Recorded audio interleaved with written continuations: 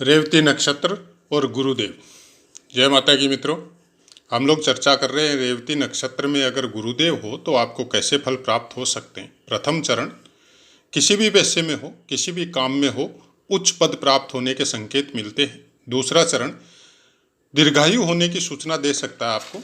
तीसरा चरण, धार्मिक प्रवृत्ति का होता है और विदेश में भी बसने के योग यहाँ पे इंडिकेट करते हैं। चतुर्थ चरण, दीर्घायु होगा और जीवन भी सुखी होगा। आगे बढ़ते हैं। रेवती नक्षत्र में गुरुदेव हो और उसके ऊपर बाकी ग्रह की दृष्टियां हो। सूर्य की दृष्टि फाइनेंस के लिए कुछ अच्छे संकेत नहीं नजर आते।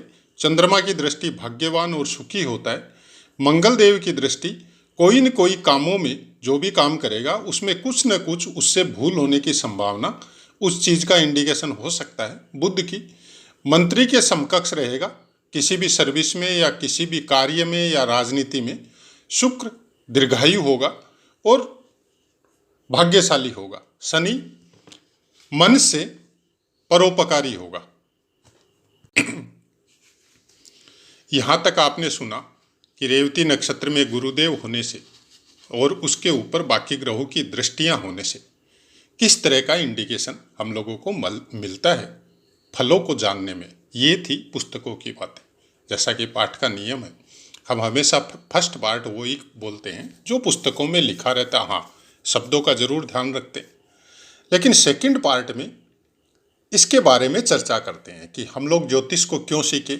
ज्योतिष के विषय में जो पुस्तकों में लिखा रहता है क्या वैसा का वैसा ही होता है, और किस तरह से ज्योतिष को सीख के हम लोग अपने आत्मा की या मन की या अपने दिनचर्या की दिन प्रतिदिन उन्नति कर सके।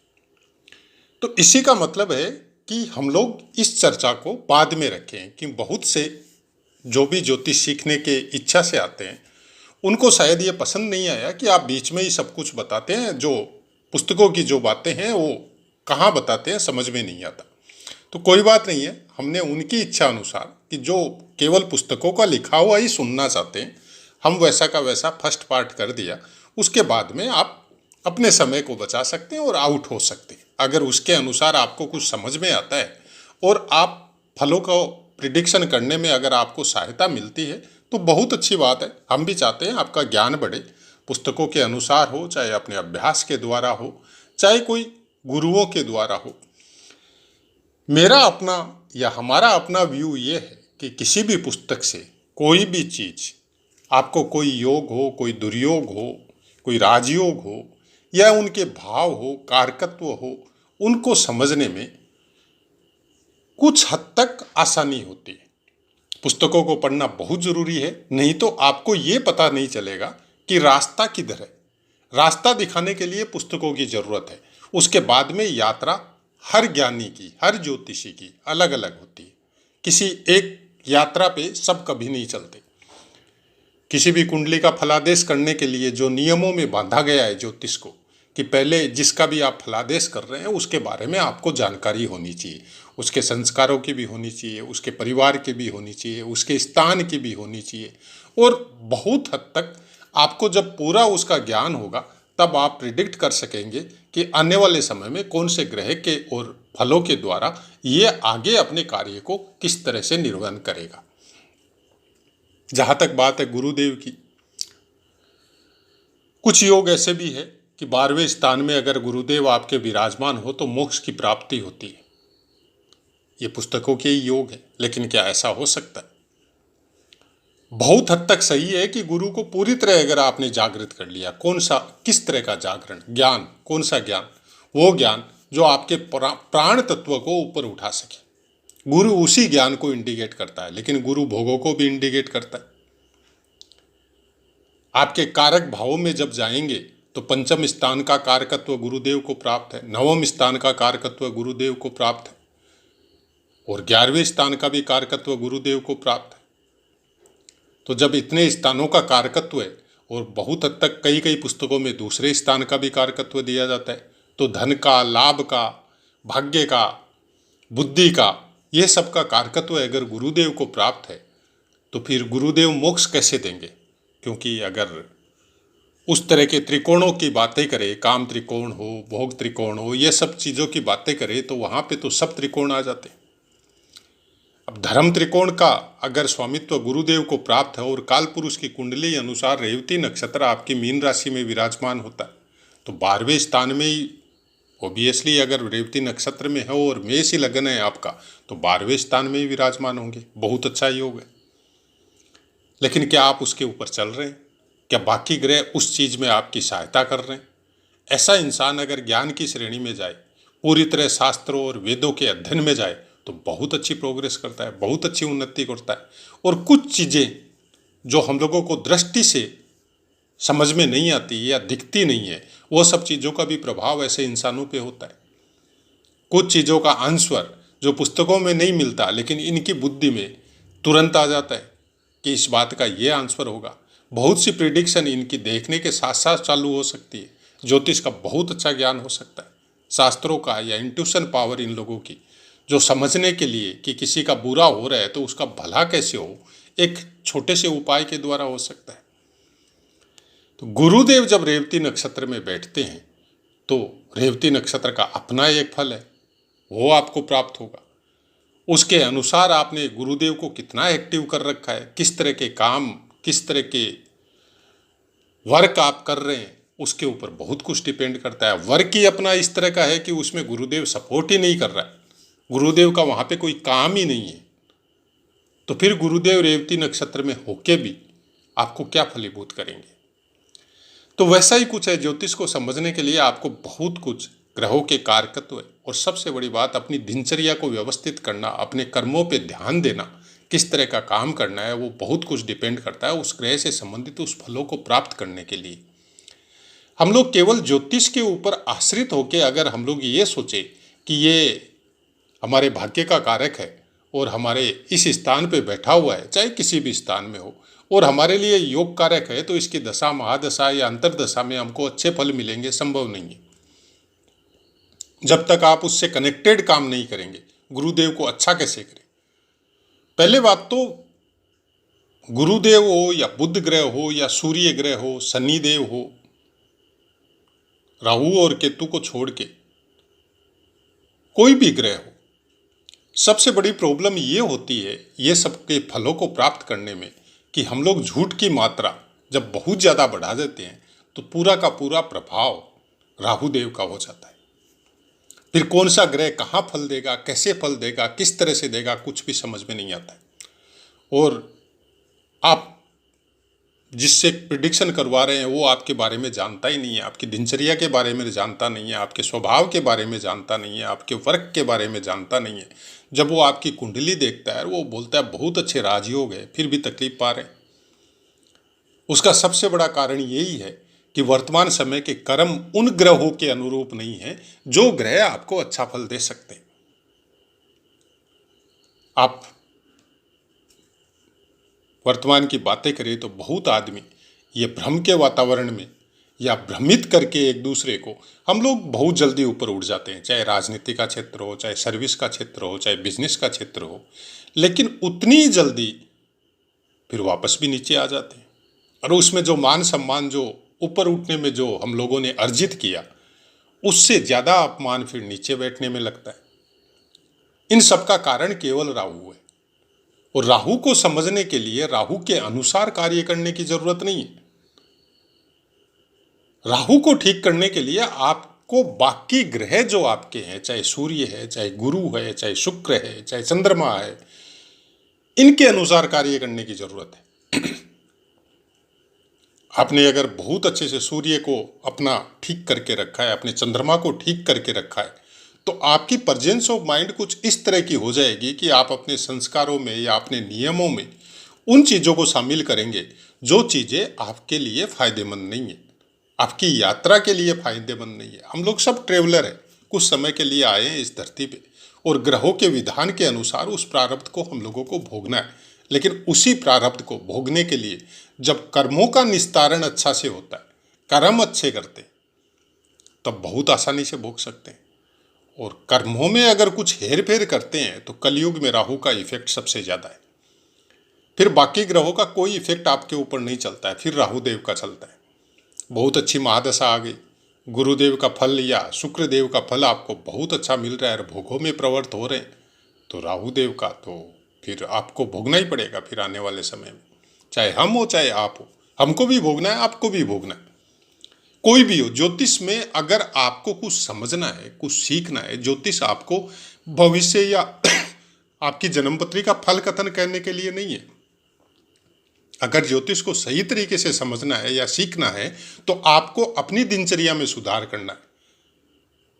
पुराने हम लोगों के पूर्वज क्या हम लोगों से कम ज्ञानी थे? उनको क्या बुद्धि हम लोगों से कम थी? उन नियमों को वो सख्ती से पालन करते थे और उसी पे चलते थे।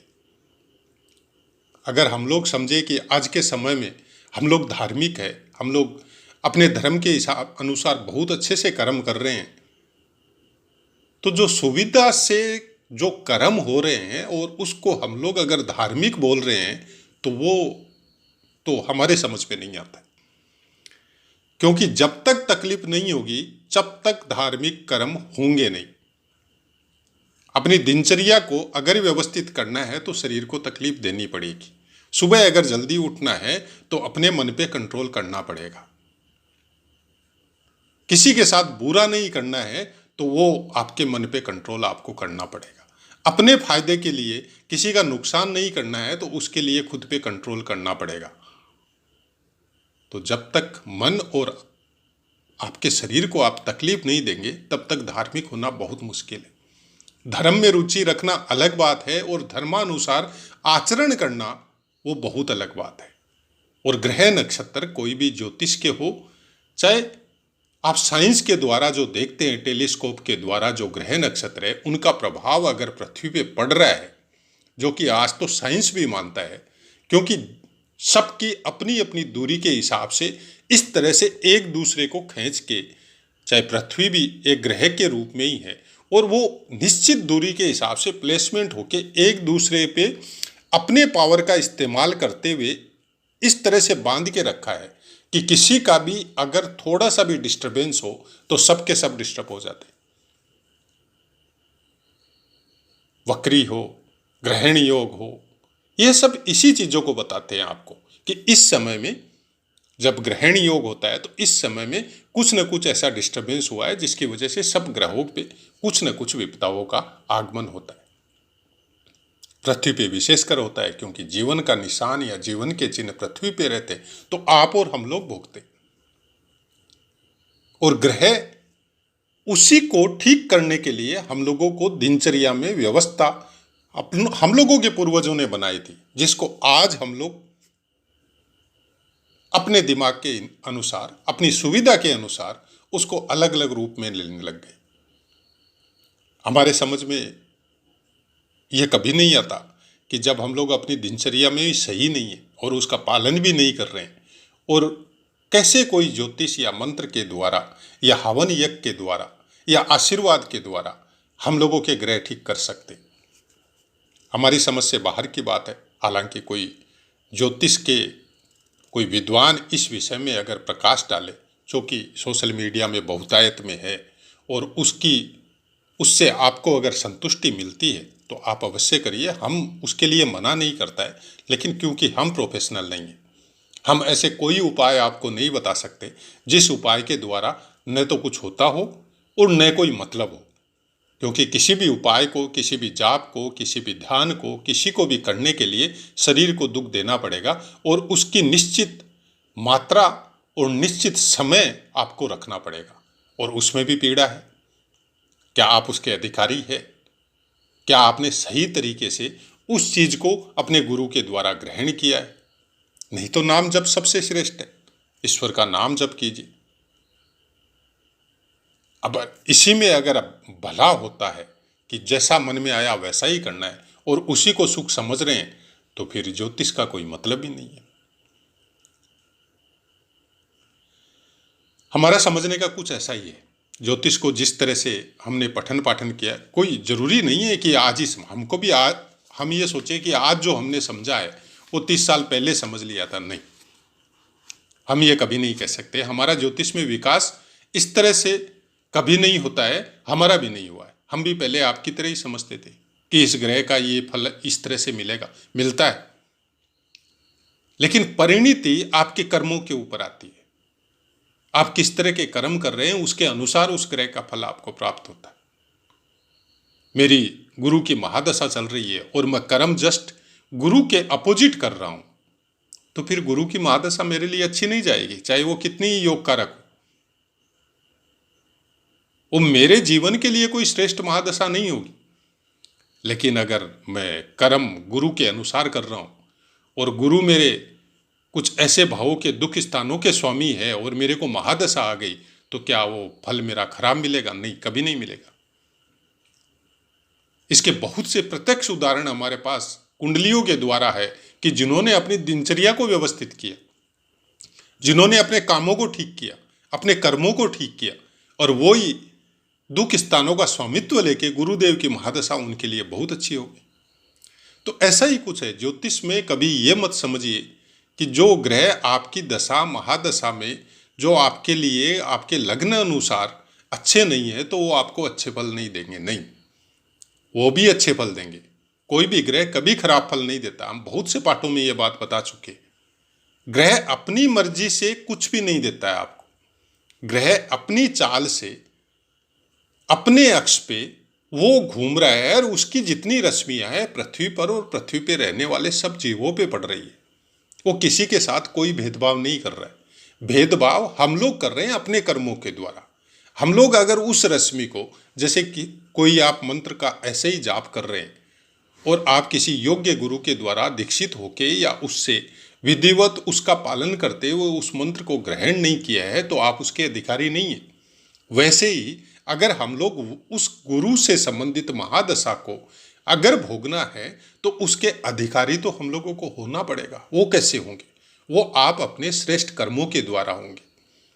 ईश्वर की भक्ति में तल्लीनता हो, दूसरों के प्रति, गुरुओं के प्रति आपका सम्मान हो, अपने ज्ञान के द्वारा अपना ही नहीं दूसरों का भी भला करने की प्रवृत्ति हो। चाहे दुश्मन भी हो, अगर आपके पास सलाह मांगने आए तो आप हमेशा उसको सही सलाह दें। इस तरह का मानसिक स्थिति आपकी होनी जरूरी है। तब आपको गुरुदेव की महादशा बहुत श्रेष्ठ फल देगी। और महादशा ही क्यों, गोचर में जिस तरह से चेंज होते हैं गुरुदेव की, हर ग्रह की सुख समांतर दशा तो हर इंसान को किसी भी महादशा में चलते रहती। केवल महादशा ही फल दे ये कोई जरूरी नहीं है। उसमें प्रत्यंतर दशा भी आती है, अंतर दशा भी आती है, प्राण दशा, सुख सामंत दशा, बहुत सी दशाएं आती है। वरक कुंडलियों का अपना महत्व है और हर ग्रह की एक दूसरे के ऊपर दृष्टि, उनका और गोचर का तो बहुत बड़ा महत्व है। गोचर के अनुसार ही फलीभूत होती है। हर घटना एक गोचर के ऊपर निर्भर है। तो हमारी केवल इतनी विनती है, अपने कर्मों को श्रेष्ठ रखें। अगर आपको श्रेष्ठ बनना है तो ज्योतिष का ज्ञान अच्छी तरह से लेना है तो दिनचर्या व्यवस्थित होनी और अपने कर्मों को अच्छा रखना बहुत ज़्यादा जरूरी है। हमारा ज्योतिष समझने का और समझाने का कुछ ऐसा ही तरीका है। अब यह आपके ऊपर निर्भर है कि आपको स्वीकार होता है या नहीं होता है। अब अपनी वाणी को विराम देते, आपसे आज्ञा लेते। जय माता।